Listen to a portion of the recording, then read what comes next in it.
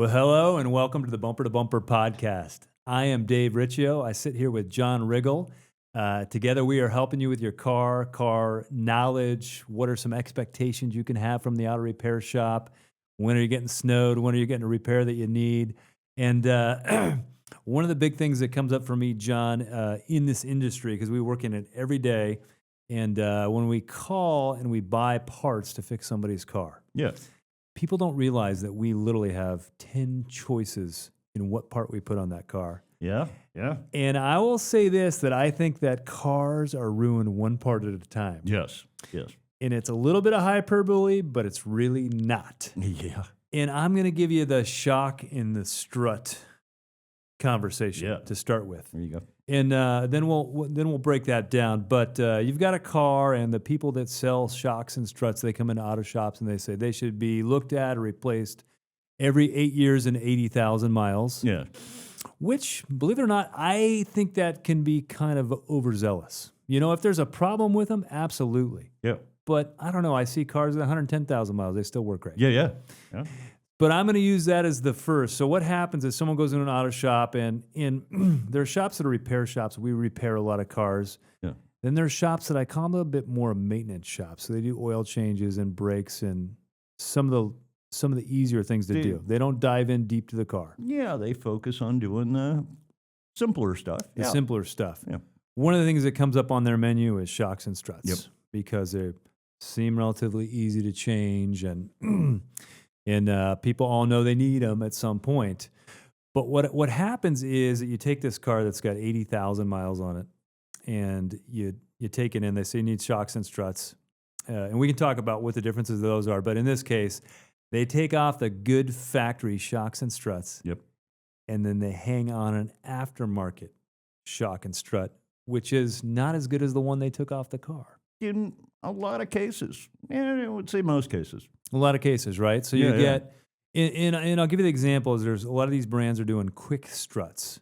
Yeah. So if you're doing struts on a car, so what you have to do is you have to unbolt the strut, and the strut has a spring on it. You have to put in a spring compressor, disassemble it, and then put a new strut in, put the spring back on. You want to do the bearing plates or strut mounts should be part of the boots deal. or whatever. Yeah. Well, the aftermarket has come up with quick struts, and that's a strut that's got the spring on it. It's all put together ahead of time. It's just in and out. Mm-hmm. Swap. It's a hot swap, kind of the way I look at it. Yeah. But what they've done is, let's just take a Toyota, for instance. Toyota may have 6 variations for that strut on your particular car. Yep. Some are of this model, some are of that model. There's variations.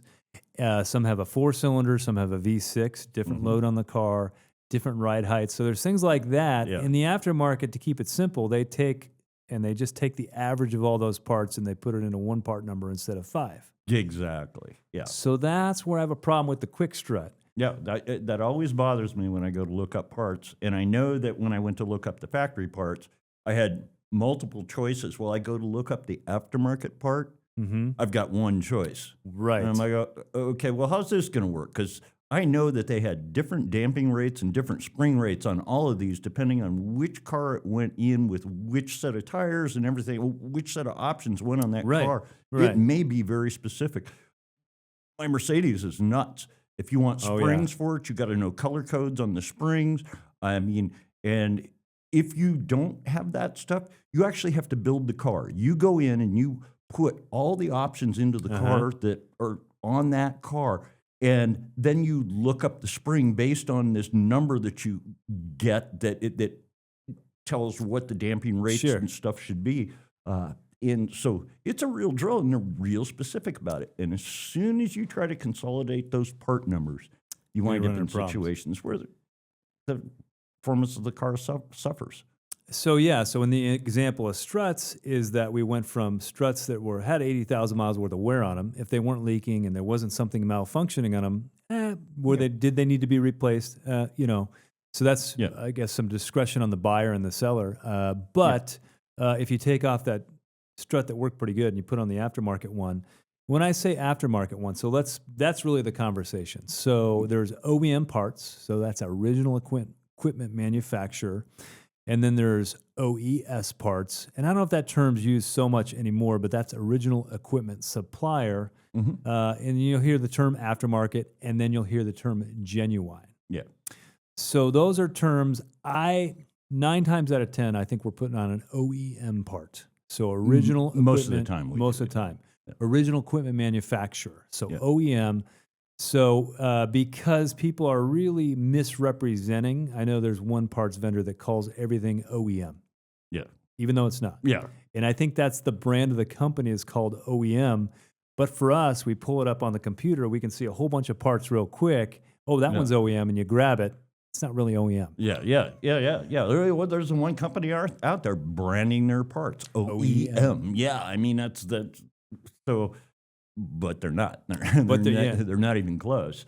So we're going with genuine. So if we put in a mount, for instance, engine mounts are one of those things. All you want is OEM.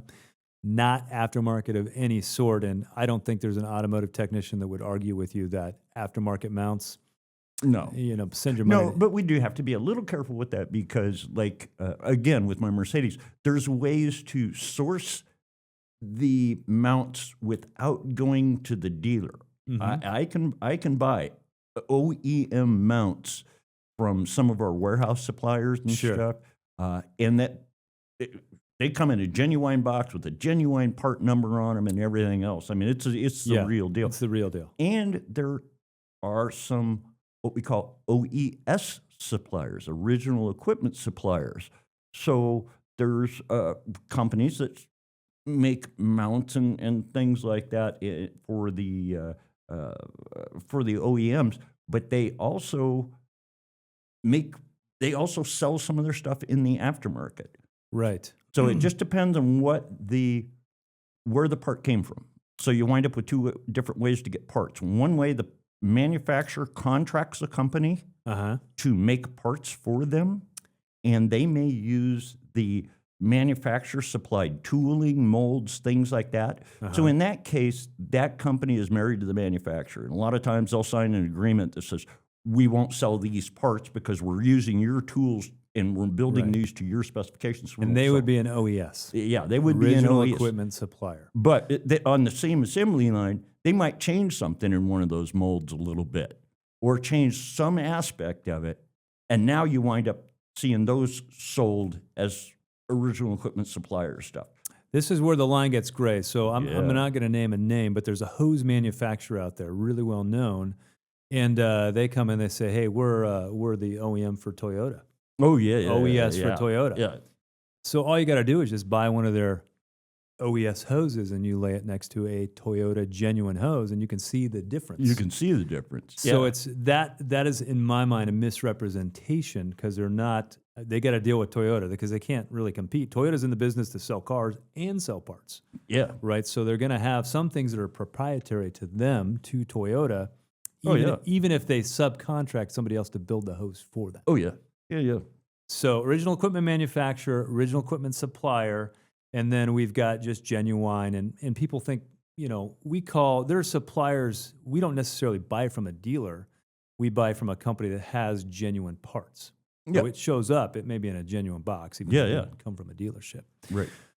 So that's the big conversation. And when I say, if I'm getting my car fixed and I'm a consumer, I want genuine parts. There's a couple instances where I'm not going to get a genuine part because and I'm going to use this one, catalytic converter, for instance, right? You call up a catalytic converter, maybe $3,000, $5,000, something ridiculous like that, and the manufacturer doesn't even offer it anymore. Yeah. Well, now I have to go aftermarket. Yeah. So in the aftermarket, there's different grades of the stuff that you can buy. But anytime I can go with the genuine stuff, and once in a while the genuine stuff is ridiculously priced. It just they price themselves to it didn't make any sense whatsoever to buy them. Yeah. And I think you found that in your Mercedes because you're a stickler about using the genuine parts, but on occasion you're like, yeah, that's just way overblown on the price. Yeah. And there's ways to source that stuff, and different manufacturers are different. So one of the other aspects is how old is your car? All right. So we're starting to see this thing where some of these cars are 10 years old and they're discontinuing parts for them from the manufacturer. Ford is notorious. Ford is notorious. At the 10-year mark, it's like they flip a switch and go, yeah, we ain't building any more of those. Right. So you might have to scratch and dig a little bit to find some of these parts that you need. On Ford, that's frustrating to me because we buy a lot of motor mounts and transmission mounts just because of the drivetrain work that we do. Yeah. And it frustrates me when I can't buy a mount on a vehicle that's 12 years old. It's ridiculous. And I hate aftermarket mounts. I don't, if I don't have to, I won't use them. Oh, absolutely. Yeah.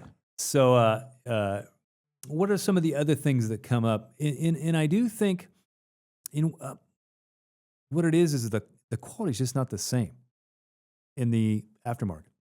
Fit, finish, and quality, man. We've always said that for years and years, And then the thing is anymore, the price difference is not that much. And even in some instances, the aftermarket part is more expensive. Mm-hmm. Mm-hmm. Yeah. So when I see that, I'll call up and I'll get a price on from Acme Auto Parts on, say, alternator or something. Mm-hmm. I call them, then I call the Ford warehouse and I say, hey, I need to price this alternator. Ford one's $20 cheaper. Yeah.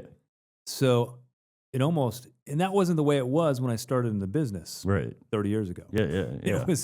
It was different. Aftermarket was way cheaper. Anymore, it's not the case. Oh yeah. And so anymore, you can't always get the factory parts. Well, yeah, so and I'll go back to Toyota belts and hoses, man. Mm-hmm. You get the factory belts and hoses; they fit perfectly. They last literally forever. I mean, we see 250,000-mile Toyotas in here with all the time original belts and hoses on them, and it's like there's nothing wrong with them. But everybody will decide, well, I want to get it ready for summer or something, so I'm going to go buy some hoses.